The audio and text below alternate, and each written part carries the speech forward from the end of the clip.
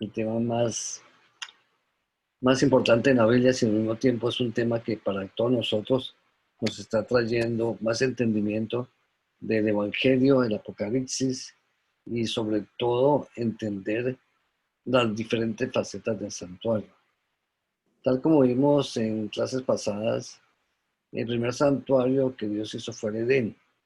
Analizamos que en el Edén estaban todas las facetas del santuario, estaba Dios en el centro, representado en el árbol de la vida.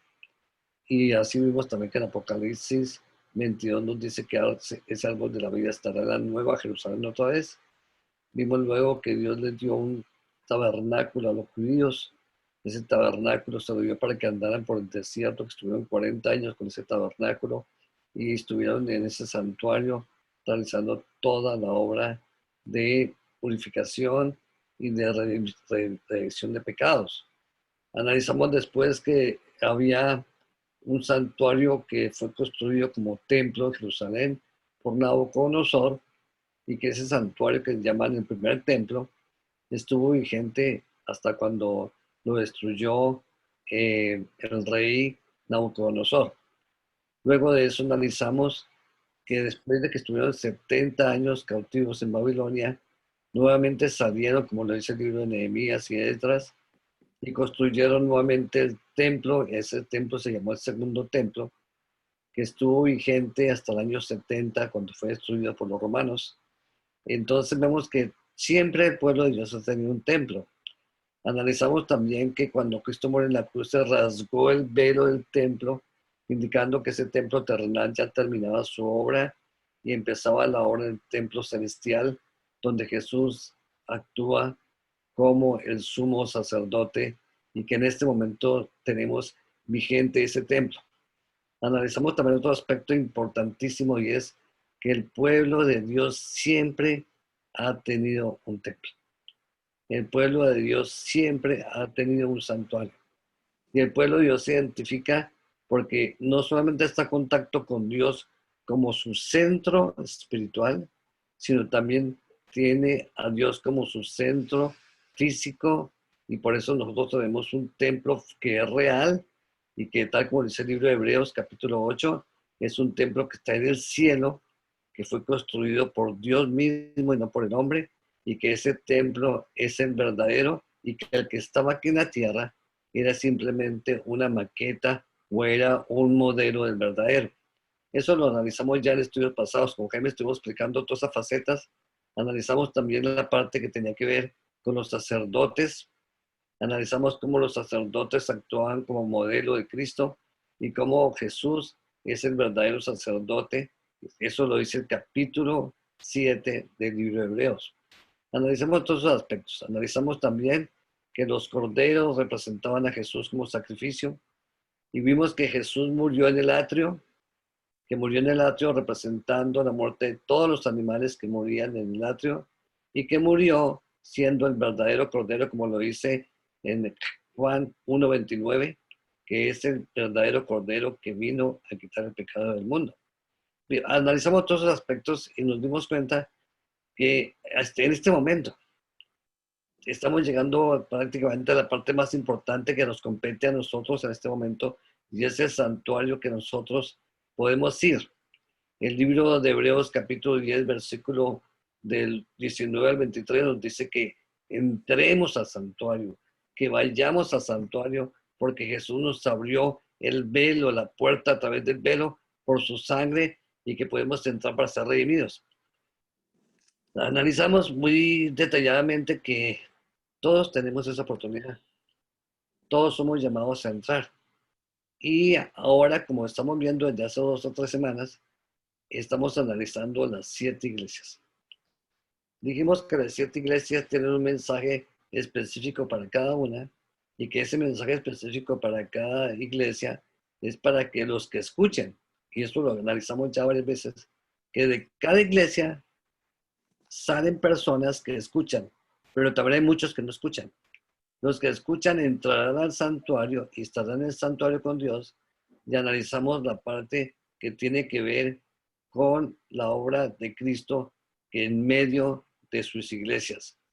Ahora, la semana pasada estuvo Pilarcita explicando muy detalladamente, que me gustó muchísimo, que nos hizo un recuento de todas las iglesias y nos hizo un recuento de cada iglesia con sus llamados, con sus promesas, incluso habló sobre la parte de cómo Dios a cada iglesia le hace específicamente algunos detalles que son importantes de entender.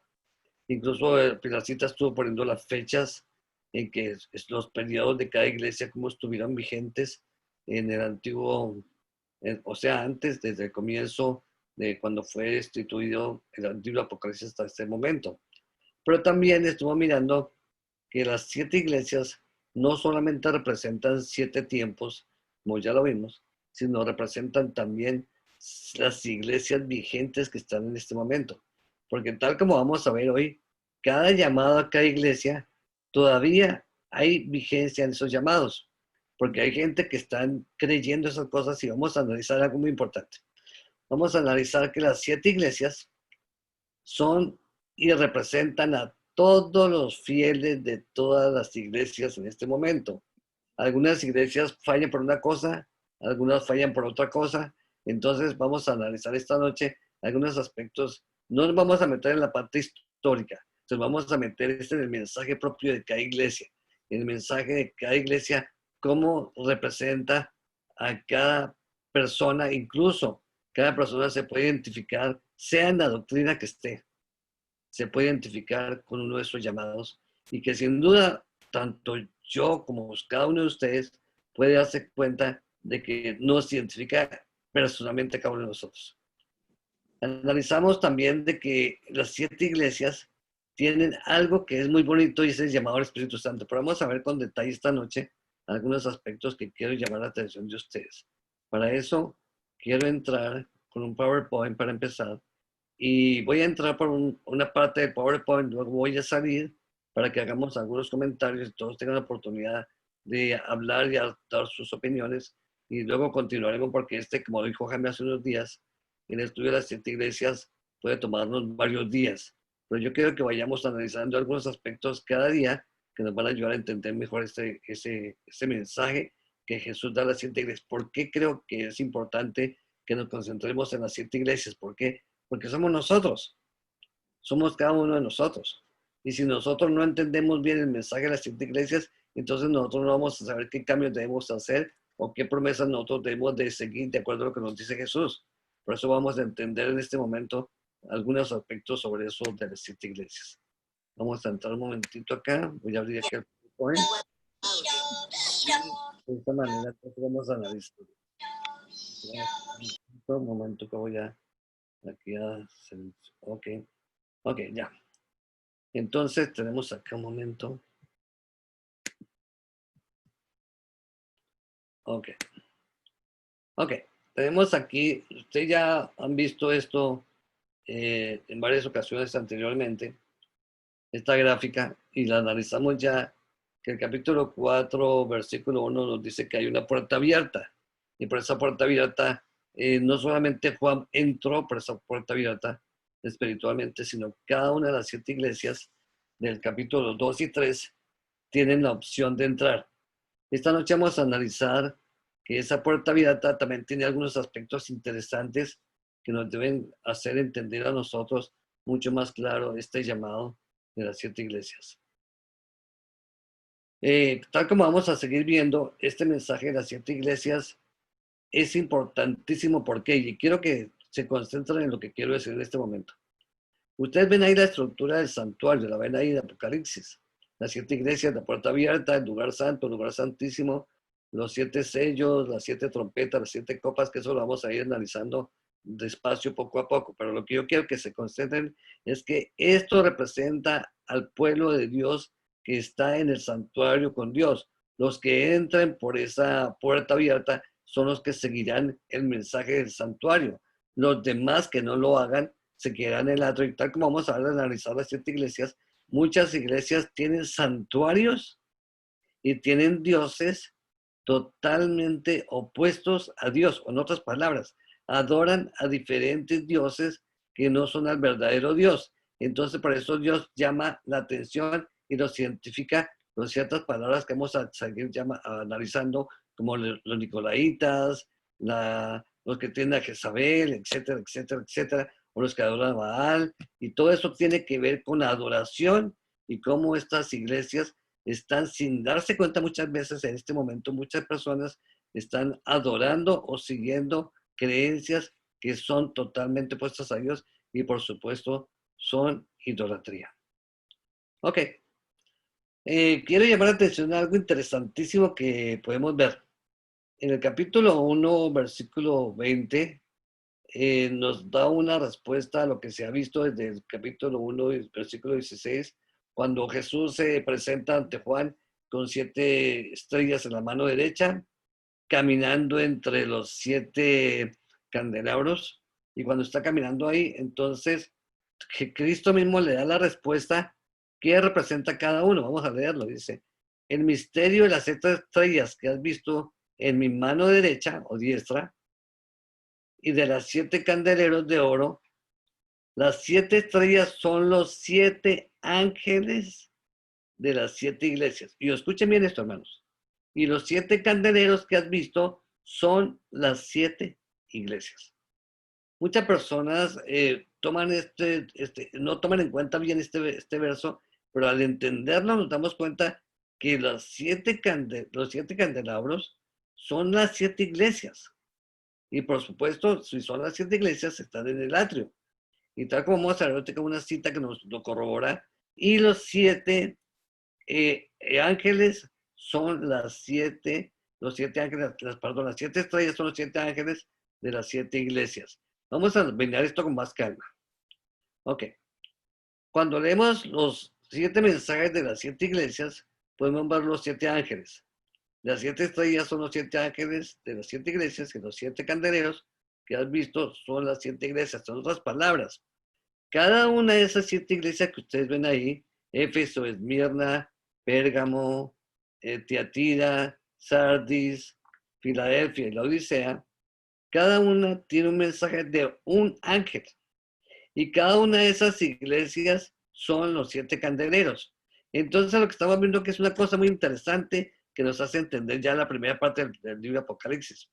Que cuando Jesús se aparece a Juan en la isla de Patmos, está ahí en la tierra con él en ese momento y le dice: yo quiero que usted hagas un libro y se lo mande a estas 7 iglesias, que esas 7 iglesias están en la tierra, porque yo quiero que esas iglesias tengan el mensaje de el candelero, o sea, que tengan la luz de Cristo y que tengan la luz de Cristo para que iluminen el mundo y para que hagan los cambios necesarios, y por eso manda de esa manera 7 ángeles que están representados en las 7 estrellas. Eso lo dice, ustedes lo pueden leer después con calma para que lo analicen, lo que estamos diciendo, porque esta parte es muy importante de entender.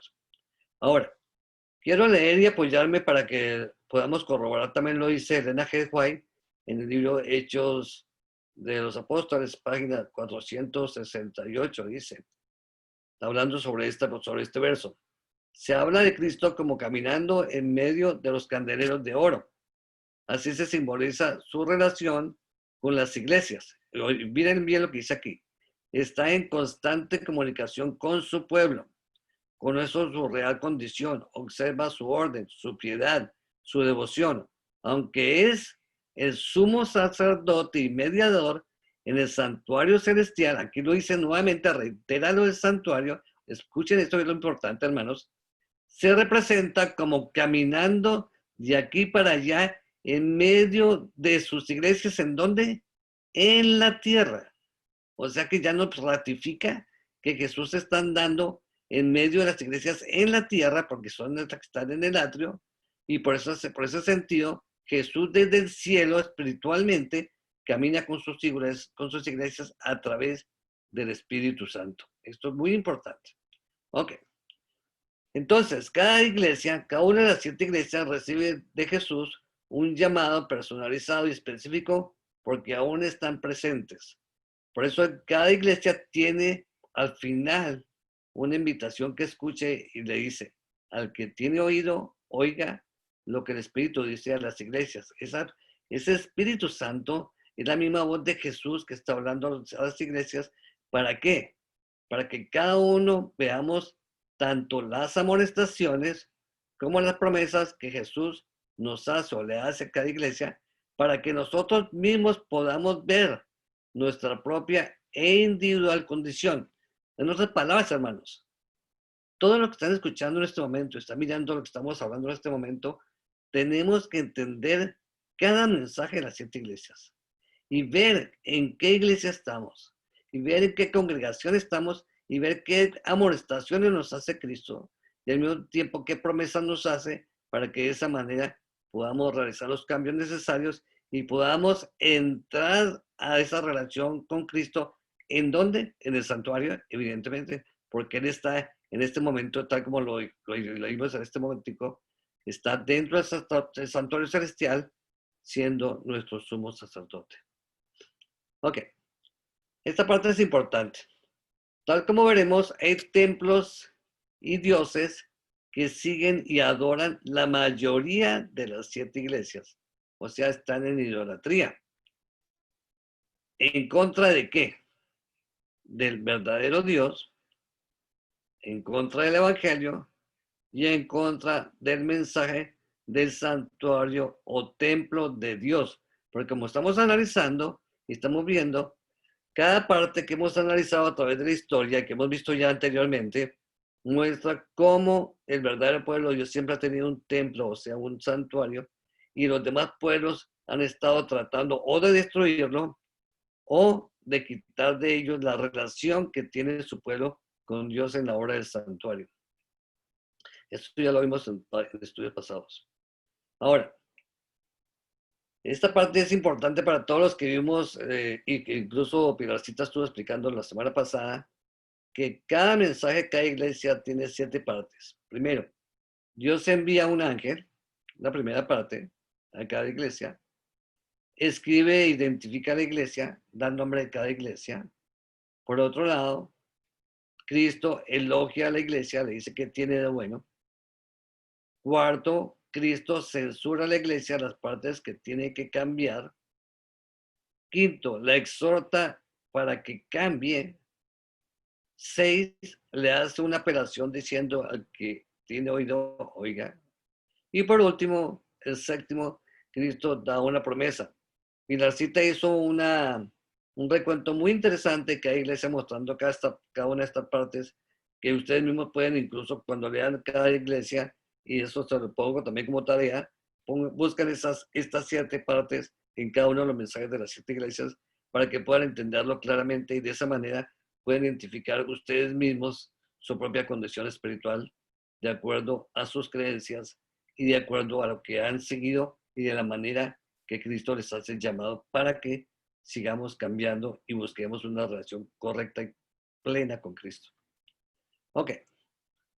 Hay un texto que dice Jesús en Juan 10:16 que viene a colación y que nos ayuda a entender mucho más lo que estamos hablando.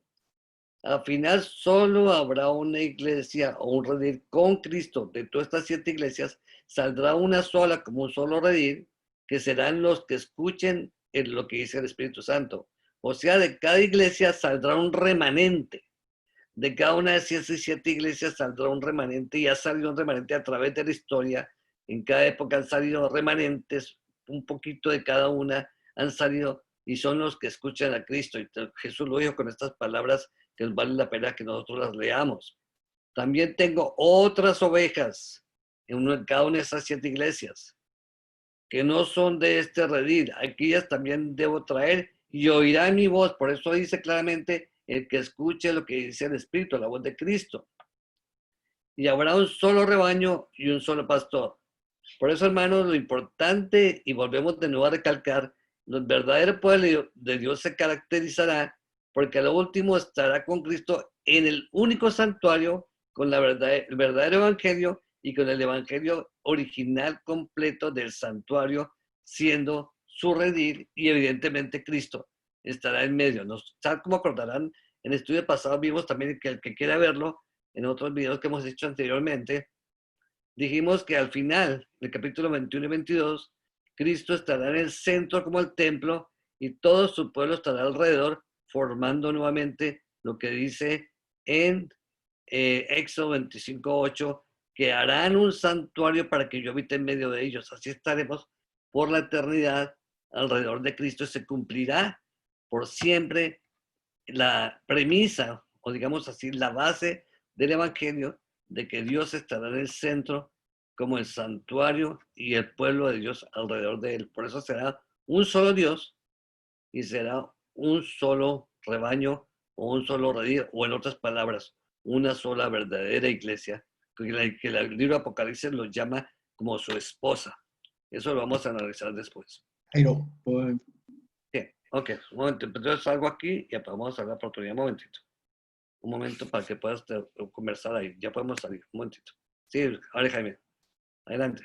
o sea que, Jairo, nosotros hemos estudiado de que literalmente han existido desde la época apostólica hasta esta fecha 7 periodos de la iglesia, que son esas 7 iglesias que conocemos. En cada uno de esos periodos Dios ha tenido un pueblo que ha llamado. Y hoy en nuestra fecha Dios está llamando a un pueblo porque Él sigue teniendo una iglesia y Él quiere unir a ese pueblo con todo el remanente del pasado para juntar el grupo que va a vivir con Él eternamente. Correcto. ¿Sí? Correcto, Okay. correcto. Pero lo que vamos a ver esta noche, que quiero que nos concentremos, es que, por ejemplo, cuando veamos la primera iglesia, que es la iglesia de Éfeso, que la analicemos, se van a dar cuenta que esa iglesia existió antes, históricamente existió antes, pero todavía hay gente que cree eso mismo. Hay gente que vive eso mismo y Dios y Jesús le está haciendo llamado a esas personas para que cambien con esas creencias que tienen en este momento. ¿Me comprendes? Entonces lo que quiero recalcar es que en este momento hay gente que tiene la creencia de Éfeso. Por eso vamos a entrar a platicar en este momento. Quizás nos vamos a ahondar esta noche solamente en la iglesia de Éfeso, porque es uno de los llamados quizás más importantes de todas las 7 iglesias. Entonces vamos a seguir mostrando un momentico el PowerPoint para que lo analicemos, ¿ok? Y así vamos a poder ir analizando lo que estamos viendo y lo que acabas de decir es correcto. Muy bien, sigamos adelante. Ok, vamos a mirar. Entonces tenemos aquí, veamos las amonestaciones y promesas que Jesús le hace a las 7 iglesias para que entendamos los llamados de su voz y oigamos lo que el Espíritu dice a las 7 iglesias. Ok. Ok. Vamos a empezar con esta iglesia. Quizás no vamos a concentrarnos en esta iglesia esta noche porque es bastante interesante, pero quiero que la leamos. Vamos a leerla. Escribe el ángel de la iglesia en Éfeso, el que tiene las 7 estrellas en su diestra, el que anda en medio de los 7 candeleros de oro. Dice esto: yo conozco tus obras y tu arduo trabajo y paciencia, y que no puedes soportar a los malos. Ya has probado a los que dicen ser apóstoles y no lo son, y los has hallado mentirosos. Y has sufrido, y has tenido paciencia, y has trabajado arduamente por amor de mi nombre, y no has desmayado. Pero tengo contra ti que has dejado tu primer amor. Recuerda, por tanto, de dónde has caído y arrepiéntete. Ya las primeras obras, pues si no, vendré pronto a ti, quitaré tu candelero de su lugar si no te hubieres arrepentido. Pero tienes algo que aborreces, las obras de los nicolaitas, las cuales yo también aborrezco, y al que tiene oído, oiga lo que el Espíritu dice a las iglesias. Al que venciere, le daré a comer del árbol de la vida, el cual está en medio del paraíso de Dios. Antes de continuar con esta parte, quiero que miremos la parte azul de abajo. Al que venciere, le daré a comer del árbol de la vida, el cual está en medio del paraíso de Dios. Esta promesa, hermanos, es para todos, no solamente para esta iglesia. Lo que pasa es que Dios se la pone a esta iglesia para que nos demos cuenta que cada iglesia tiene una promesa, pero que esa promesa de cada iglesia va a ser vigente para todos los que salgan como un grupo que escuche la voz de Dios, o sea, que salga como remanente, porque todos van a tener esa opción. Y las promesas de cada iglesia son solamente para el remanente. Por eso quiero que quede claro esto, hermanos. No es que solamente la iglesia de Éfeso pueda comer del árbol de la vida, no, eso no es correcto. El árbol de la vida es para todos, pero lo que Cristo hace en este llamado es diciendo al que venza, o sea, los que venzan, todos los que venzan van a tener vigentes para ellos todas las promesas de cada una de las 7 iglesias. Esa es la primera base y eso ya contesta en cierta parte lo que acaba de decir Jaime. ¿Por qué estas iglesias todavía de alguna manera están vigentes? Y tal como vamos a analizar, vamos a ver también que todo lo que dice aquí, de lo que Jesús le llama la atención y sobre todo lo que le habla a esta iglesia, nos ayuda a entender por qué esta iglesia todavía espiritualmente está vigente en muchos que creen esto y que incluso son cristianos sinceros, pero sin darse cuenta tienen que hacer estos cambios. Ok. Esta iglesia, históricamente, tal como dijo la vez pasada nuestra hermanita Pilar, se traduce, Éfeso quiere decir deseable, y se dice que estuvo desde 31 hasta el año 100 como la iglesia primitiva. Pero dice algo interesante. Adquirió importancia por su posición estratégica, su gran templo en el centro del culto a la diosa Diana. Escuchen bien, tenía en esa ciudad, había un templo grandísimo, muy importante, que era la diosa Diana. Sus famosos libros de magia, los Efesia Gramata, tal como lo dice el libro de Hechos 19, y el poder económico de su asociación bancaria. Esta ciudad era supuestamente la 4ª ciudad más importante del Imperio Romano en esa época. Por eso es importante que nosotros vayamos analizando la parte histórica, pero también vayamos analizando lo que había en esta iglesia y lo que había en esa ciudad, para que de esa manera podamos entender el trasfondo de lo que había ahí. Ahora, dice que ellos seguían a los nicolaitas, que Dios odiaba esta doctrina de los nicolaitas. ¿Qué era esa doctrina?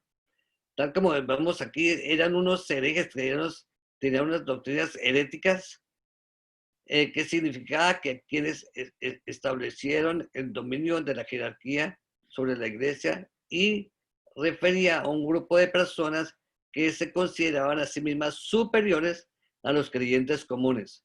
Los nicolaitas eran opuestos a toda norma de autoridad y seguían sus propias doctrinas y sus propios maestros. Tal como vamos a ver, los nicolaitas no solamente estaban en contra de doctrinas bíblicas, sino que ellos crearon nuevas doctrinas y nuevas doctrinas que ellos seguían como base de un evangelio totalmente opuesto al evangelio de Cristo, porque eran herejías, la posición contraria a los principios y las reglas establecidas en las escrituras. O sea, vemos aquí 2 puntos importantes que tenía Éfeso: el culto a la diosa Diana, Artemisa, que es la misma, y también que seguían a los nicolaitas. Ok. El templo de Diana en Éfeso era una de las 7 maravillas del mundo antiguo, de adoración a la luna, diosa salvadora y madre de Dios. Se le representa con un bebé en los brazos. En el año 413, en el concilio de Éfeso, el Vaticano declaró a la Virgen María como salvadora e intercesora junto con Cristo, doctrina que no es bíblica. Ya tenemos aquí una base para empezar a entender. Esta iglesia de Éfeso representa a todas las personas que creen esto, a todas las personas que creen en esta diosa Diana, que sin saberlo no se han dado cuenta que han caído en una doctrina que no es bíblica, de una adoración a una mujer, que esa mujer está representada con un bebé en los brazos, y que posteriormente la Iglesia Católica del Vaticano adoptó esta creencia en la Virgen María como dándole unas atribuciones de salvadora e intercesora junto con Cristo. Este era el templo de Diana en Éfeso, más o menos, tal como lo describen los historiadores. Uno de los templos más hermosos de la antigüedad, que dice que cuando llegaba allí se maravillaba. Y dentro del templo había una estatua de una mujer, como ven ahí, con un bebé en los brazos, que representaba a Diana y representaba el poder de esta diosa, que no solamente era la madre de todos los allí en Éfeso, sino al mismo tiempo era la creencia de todo, casi de toda la área del Imperio Romano. Entonces nos damos cuenta que esta creencia venía y se estableció de una manera que quedó permanente y que está vigente en este momento y que hay iglesias y que hay creencias, no solamente la católica, sino también hay muchos que creen lo mismo, incluso los musulmanes, los hindúes y otros también tienen a una mujer con un bebé en sus brazos, como lo vamos a ver más adelante, que creen en esta doctrina. El libro de Hechos 19 nos dice y nos recalca sobre estos libros que tenían ellos en Éfeso, que eran libros que eran mágicos. Dice así, ustedes lo pueden leer en el libro de Hechos 19. Así mismo muchos de los que habían practicado la magia en Éfeso trajeron los libros y los quemaron delante de todos. O sea, todos los que se volvieron cristianos y dejaron esta creencia, quemaron esto. O sea que una de las partes que tenemos que ver es que los que van a volver y van a ser remanente de Dios, van a quemar todas esas creencias, todas esas estatuas, todas esas figuras y las van a dejar. ¿Por qué? Porque van a volver a la verdadera doctrina. Solamente los que escuchen la voz del Espíritu Santo. Por eso, volvemos a recalcar, esta iglesia está vigente y Dios le pide que haga los cambios. Y si hace los cambios, puede empezar a caminar con Cristo en su obra del santuario, si escucha lo que el Espíritu dice. Y termina diciendo, echa la cuenta de su precio de esos libros, hallaron que era de 50,000 piezas de plata. O sea, esos libros eran súper costosos y sin embargo los quemaron. Ahora ya me preguntan una cosa, hermanos. ¿Ustedes creen que todas esas imágenes, ustedes creen que todos esos libros y todas esas cosas que tienen muchas de esas iglesias no cuestan dinero? ¿No cuestan dinero esos templos? ¿Qué tendrían que hacer? Hacer lo que dice el libro de Josías en el capítulo 2 Crónicas, capítulo 23, dice que el rey Josías quemó todas las estatuas que había en el santuario, las sacó del santuario, sacó todas las imágenes, las destruyó, porque todos estaban siguiendo a dioses ajenos. Perdón, no era sin Crónicas, dos reyes, capítulo 23. Ok, sigamos adelante. Ahora, tal como vemos en este momento, vamos a salir un momentico porque vamos a analizar por ahora y quiero que cada uno tenga la oportunidad de exponer si tienen preguntas sobre lo que acabamos de ver sobre la iglesia de Éfeso y sus creencias. Vamos a salir un momentico. Ok, si hay alguna pregunta de lo que hemos visto sobre Éfeso o algún comentario, porque esto es importante, hermanos. Ahora sí, sigue adelante, Jaime. Bueno, hoy en día nadie va a ir a quemar una iglesia de esas, aunque habrá personas que lo harán. Pero ya uno conociendo lo que dice la palabra de Dios, entonces, como dijo el apóstol Pedro cuando lo llevaron y le dijeron, él dijo, primero hay que obedecer a Dios antes que a los hombres. El Señor está buscándonos a cada uno de nosotros y Dios quiere que le sigamos.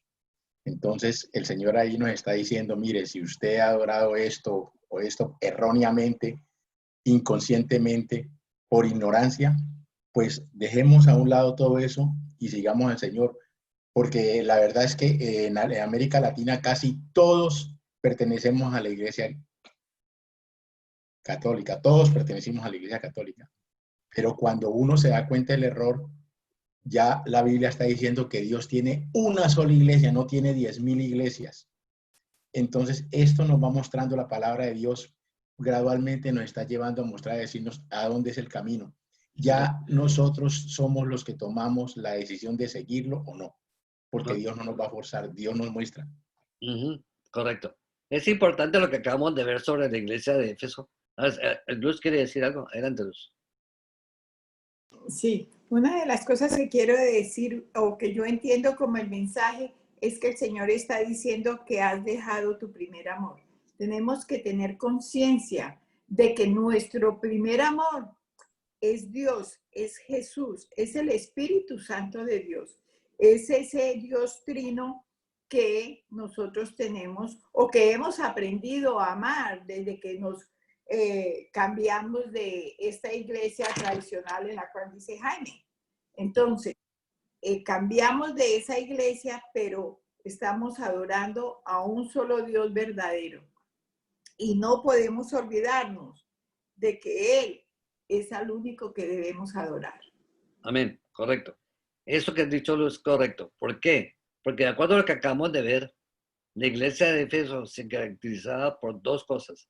Porque seguían los principios de los nicolaitas, que eran heréticos, que tenían completamente doctrinas opuestas a la Biblia, que ellos seguían sus propios maestros, pero aparte de eso, tenían la adoración a la diosa Diana, o sea, a esa mujer con un bebecito en los brazos, que fue adoptada y pasó después, porque acuérdense que ellos seguían las leyes romanas, eso era una ciudad romana, y cuando ya se unió el poder romano, ellos las instituyeron muchas cosas de esas creencias y las mezclaron con las creencias que venían, y por eso, como tú acabas de decir, dejaron el primer amor, porque ya no estaban amando a Cristo, no estaban amando a Dios, sino tenían amor por Diana o amor por las doctrinas que enseñaban los nicolaitas. Entonces, ya llegamos a una conclusión, y esto es lo más importante que yo creo que para esta noche podamos nosotros tener en cuenta, que con esta iglesia, cuando nosotros hablemos con personas que nosotros conozcamos,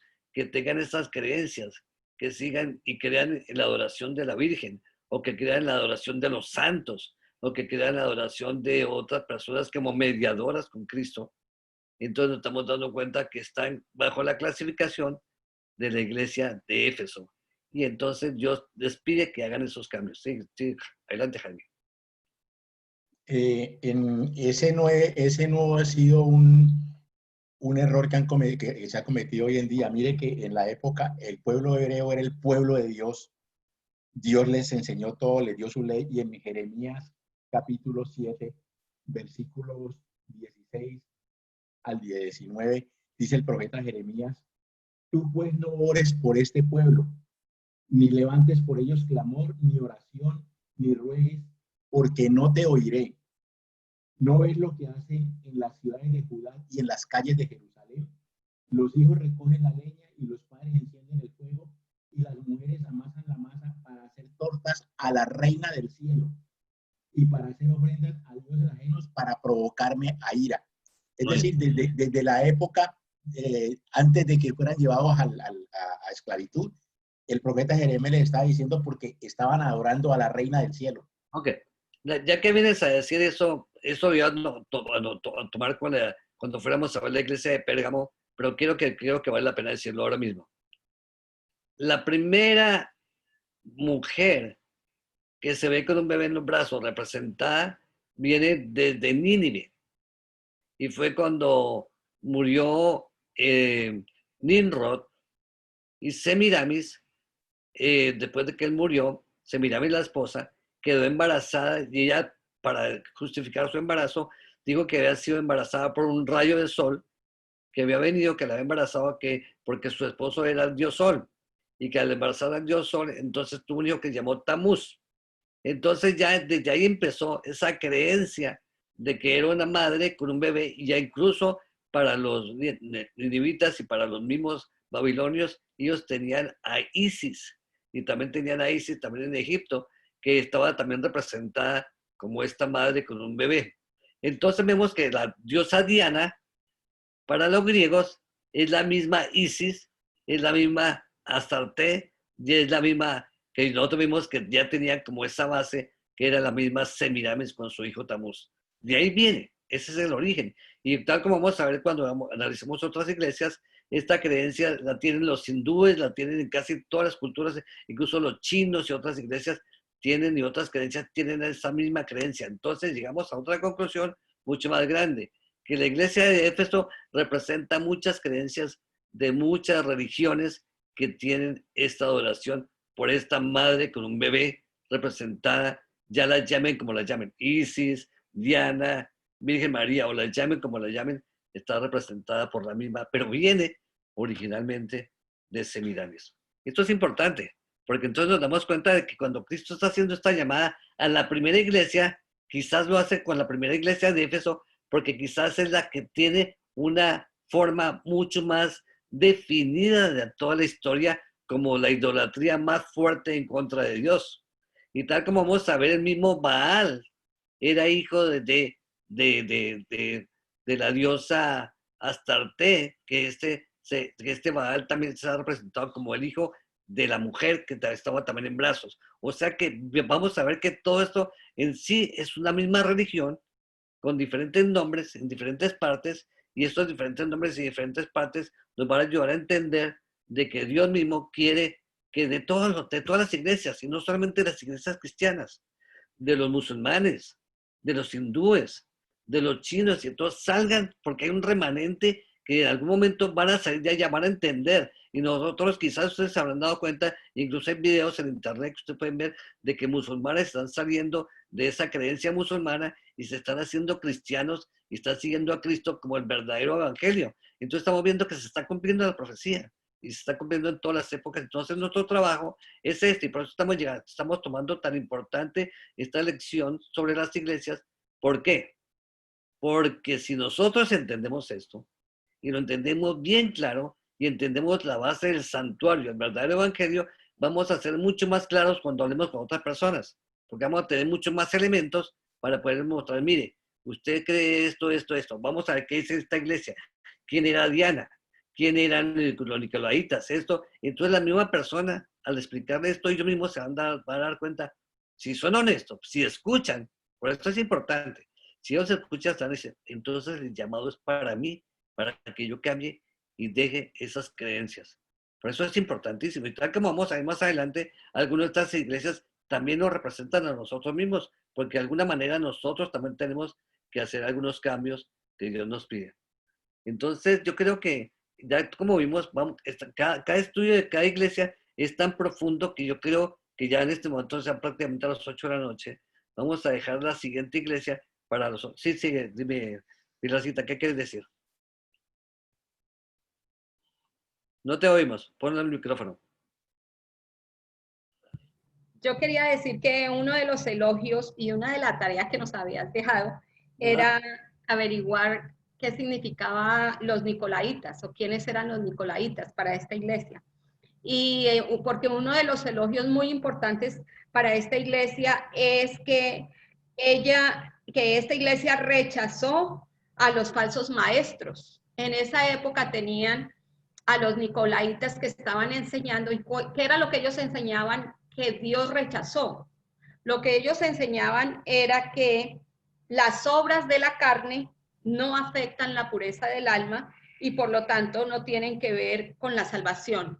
Ellos decían, ustedes pueden hacer lo que quieran aquí en esta tierra con su cuerpo, con su mente, pueden hacer todo lo que quieran carnalmente, que esto no va a afectar lo interno de ustedes, o sea, el alma, y es una cosa muy contraria. En esa época estaban muy contrarias a las enseñanzas de la Biblia, porque sabemos que todo lo que nosotros hacemos influye para nuestra salvación. Y el elogio que le da es porque probaba a estos maestros, se daban cuenta de que esto era una mentira, lo probaban contra la Biblia, contra las enseñanzas pues, de los apóstoles, y se daban cuenta que eran enseñanzas falsas. Así también en este tiempo podemos ver cómo muchos enseñan la divinidad, que no existe la divinidad del Espíritu Santo, esos son los falsos maestros de nuestra época.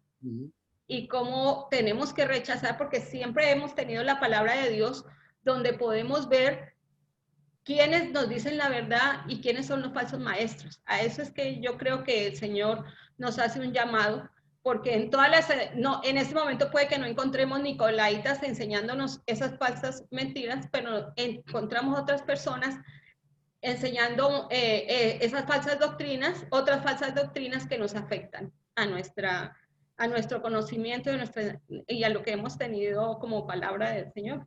Ok, en cierta manera sí existe, te lo voy a decir, Pilarcita. Hay muchas iglesias que tienen una doctrina que quizás tú la has oído, que dice, salvo para siempre salvo. Muchas iglesias creen que después de que acepta a Cristo, nunca se pierde la salvación, por más de que se haga lo que se haga. Y es lo que tú estás diciendo. De alguna manera la influencia de los nicolaitas está ahí, porque uno puede perder la salvación. Uno puede perder, Pablo lo dice en el libro de Romanos claramente, que uno puede perder la salvación si uno deja de ser obediente a Dios o uno va en contra del evangelio. Incluso dice él que él puede haber sido luz para otros, pero él mismo se puede perder sino hacer las cosas de Dios. Y lo dice también el libro de Santiago, lo dice en muchas partes, que si uno no cumple la palabra de Dios y falla en un solo mandamiento, se hace culpable y la ley, por supuesto, pierde la gracia.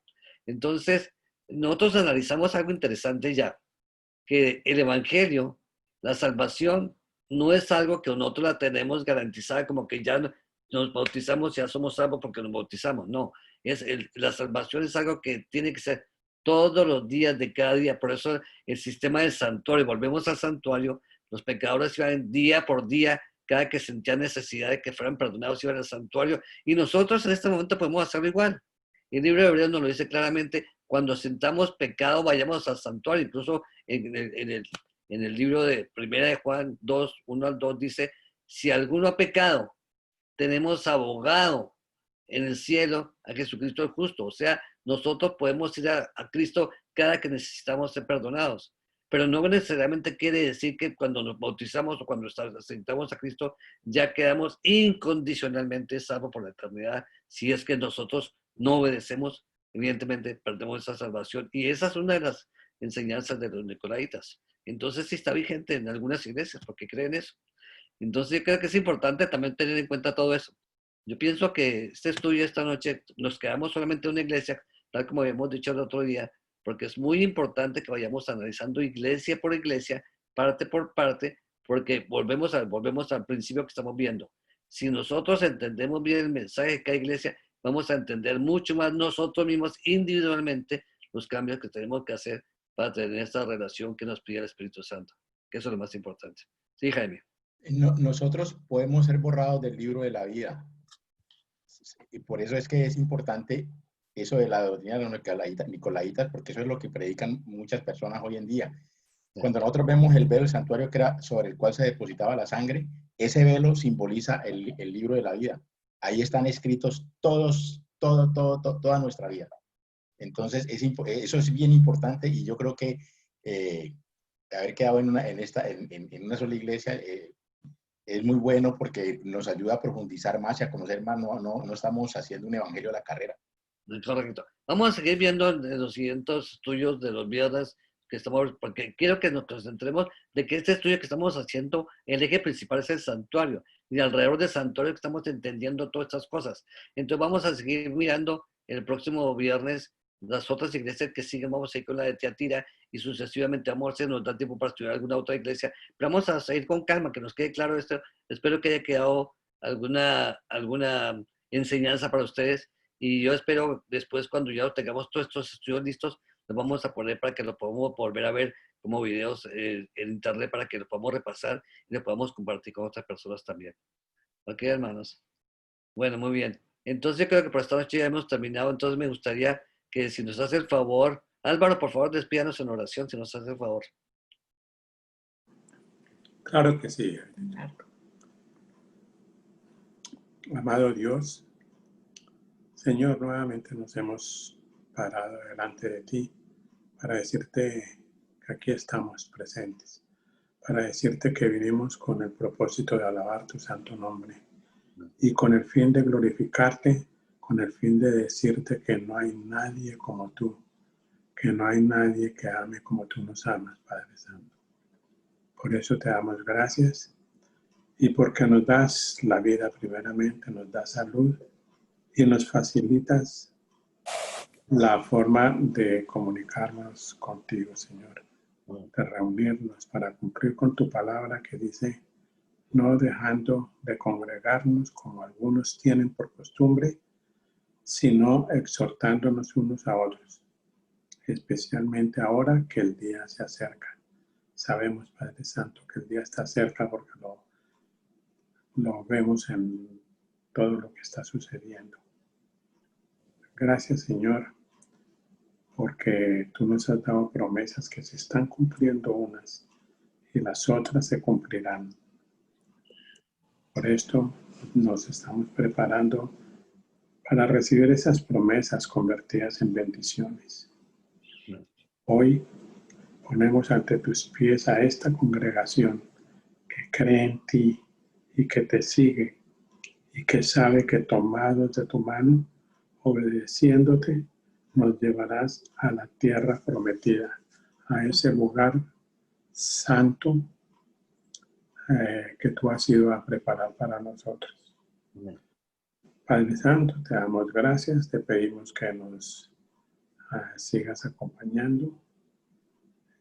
Nos retiramos por ahora, pero muy pronto, primero tú, volveremos a reunirnos. Gracias, Señor, te damos en el bendito nombre de tu Hijo, nuestro Señor Jesucristo. Amén. Amén. Amén. Bueno, hermano, muchas gracias para todos los que asistieron. Dios los bendiga. Que tengan una feliz noche, feliz sábado. Si Dios permite, nos vemos mañana en la mañana. Buenas noches. Bendiciones para todos. Ok, bueno.